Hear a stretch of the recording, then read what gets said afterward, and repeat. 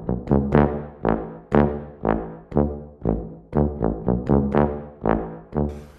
hallo und herzlich willkommen wieder zu einem neuen Video auf meinem Kanal. Heute möchte ich loslegen und zwar heute geht es um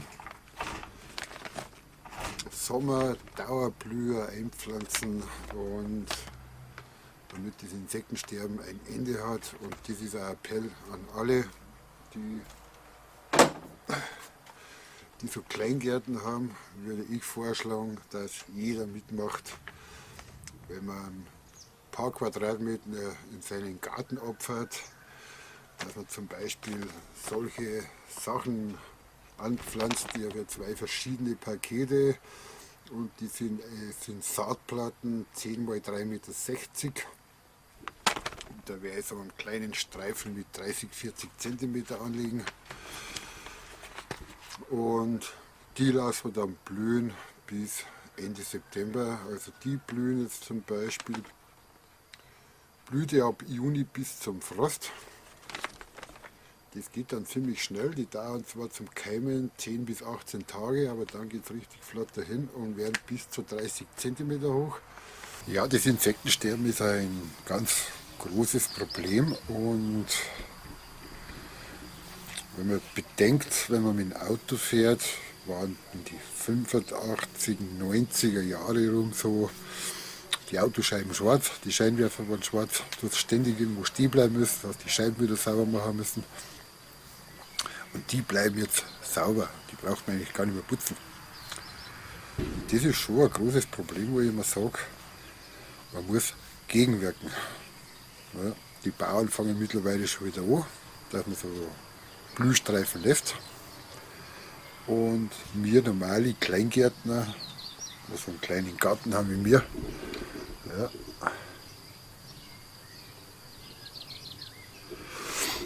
so einen kleinen Garten haben wie wir, kann man sich nur mit so einer Saat behelfen. Einfach mehrere Ecken im Garten anlegen, wo das Zeug schon blühen kann. Und dann fühlen sich die Insekten wieder wohl und ich denke mal, wenn wir da alle ein bisschen an einen Strang ziehen, dann kann man schon was bewirken, dass das Insektensterben gestoppt wird. Ja. Bienen haben Probleme und man muss einfach das Giftspritzen weglassen. Ja. Und nicht alles immer glatt mähen, wenn es einmal ein bisschen hoch ist, lasst es einfach wachsen. Also wenn man so eine schöne Ecke stehen lässt im Garten, dann lasst es einfach wachsen bis zum Herbst rein, dann kann man es immer noch mit der Sense wegmähen. Ja. Und das müssen wir machen. Weil sonst haben wir irgendwie ein großes Problem. Wenn die Insekten aussterben, die Vogelwelt, das ist ja auch schon geschrumpft. Ja, gibt es nicht mehr so viele, wie es schon mal war. Aber mit den Insekten und Bienen, das ist der Anfang. Ein gravierender Anfang, dass alles kaputt geht. Ja, das sind praktisch so Saatplatten. Die werden bloß draufgerollt, ab Ende Mai bis Juni den Saatteppich ausrollen, mit ca. 1 cm gesiebter Erde bedecken, Aussaat gut feucht halten, während der Keimung die Aussaat nie austrocknen lassen, Saatbett gründlich vorbereiten und bla bla bla. Das mache ich jetzt nicht groß, ich tue nur die Grasvasen wegmachen und dann vielleicht der Unkraut fließt runter und dann werde ich das ausrollen und mit Erde bedecken und dann lassen wir das Ganze blühen, einfach im Sommer über. Ist eine feine Sache, gibt es x verschiedene solche Platten und hier steht es glaube ich drin, ja genau 10 cm bis 3,60 Meter. Und ich finde das eine tolle Sache. Aber bevor wir loslegen, trinken wir zuerst einmal einen Schluck.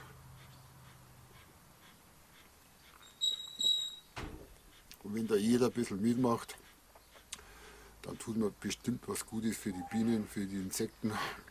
Und ehrlich, 2 Quadratmeter oder was kann jeder opfern. Ist normal nicht schlimm. Wo man sagt, das lasse ich unberührt, das wird nicht gemäht. Ah ja, wichtig ist ein richtig sonniger Standort. Also nichts Schattenzone oder was. Standort, sonnig, humoser, lockerer, durchlässiger Boden.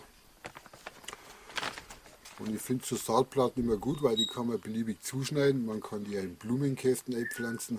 Ich finde das eine absolut geile Sache. Ja, Blumenkästen. Und dann passt es.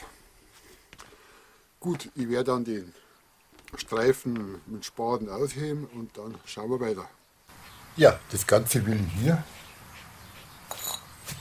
so einen breiten Streifen ausstechen. Ja, mache ich darüber. Und dann habe ich so noch überflüssige Raskanten, Mähkanten, Steine. Die grabe ich so tief aus, damit ich hier sauber den Bereich habe. Und dann tue ich Unkrautvlies drunter, fülle mit Erde auf und dann kommen die Matten hier reingelegt. Und dann tue ich nochmal 1 cm Erde drüber und dann müsste das einwandfrei funktionieren. So machen wir das jetzt. Also wie gesagt, jetzt hoffe ich, dass ich das noch machen kann, weil es schaut gewitterig aus. Und dann zeige ich euch den nächsten Schritt. Jetzt werde ich das alles mit Spaten ausheben. Und dann schauen wir weiter, wie ich die Matten zuschneide und verlege.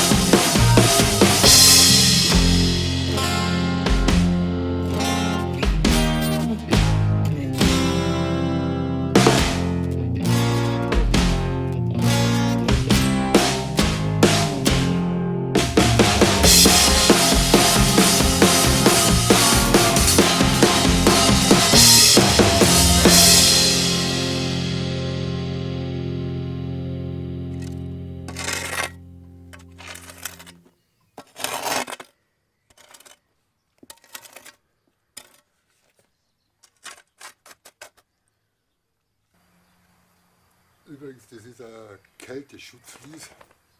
Kann man aber genauso gut als Unkrautvlies verwenden. Und das machen wir jetzt. Gehen wir wieder rein. So. Da nicht ganz so hoch, damit das nicht mehr rausschaut.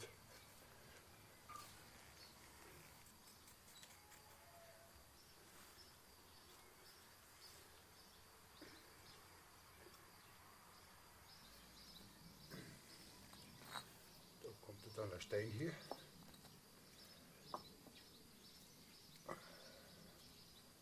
Genau.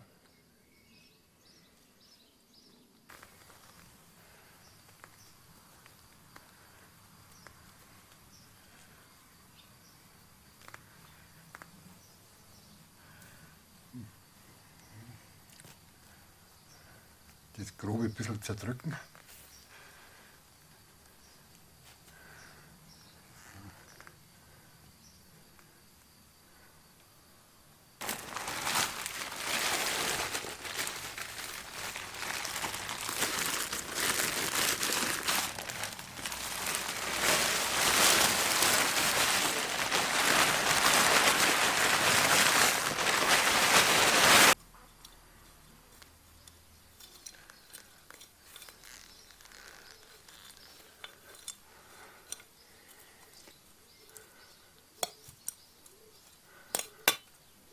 So, das wird schön angleichen und dann passt es. So. So, jetzt werden wir die Backel aufschneiden. Erst einmal 1. Das sind praktisch. Ja. Das sind praktisch solche Fließmatten. Und da müssen wir jetzt schauen, dass wir den Anfang finden. Der ist hier. Ah, okay. Schaut aus wie so eine Klopapierrolle. Und die legen wir jetzt hier so entlang.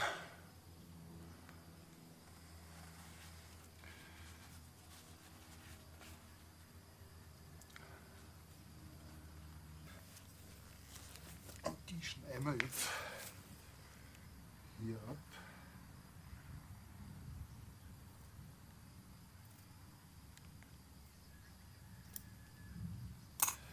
Ich glaube, es kommt ein Gewitter.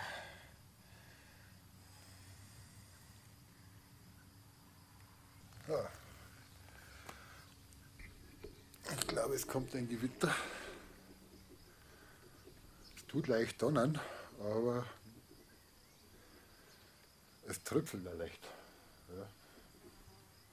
Aber jetzt schauen wir mal, dass wir das da fertig hinbringen. Die tun wir wieder rein, weil wir tun jetzt im Wechsel. Jetzt kommt eine andere Bahn. So. Und dann müssen wir Gas geben.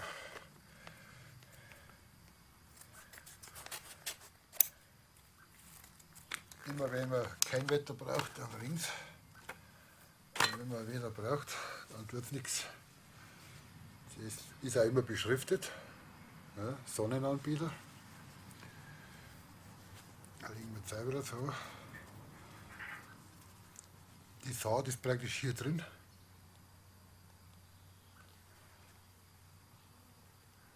Die ist dann jetzt einfach grob daneben liegen. Ja.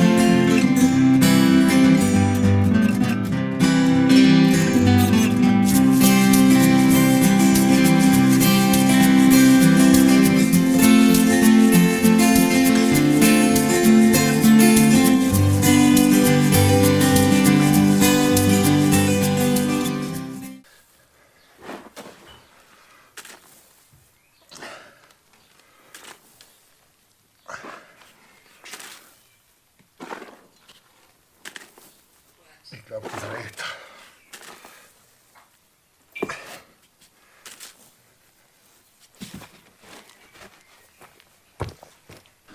Ja, es fängt jetzt zum Regnen an und ich glaube, das reicht jetzt. Ungefähr 1 cm Schicht Erde drüber und dann müsste das passen.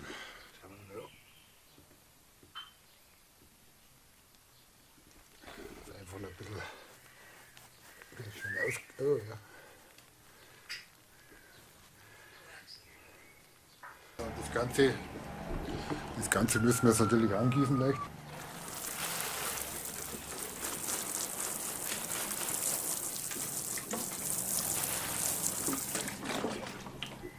Das reicht.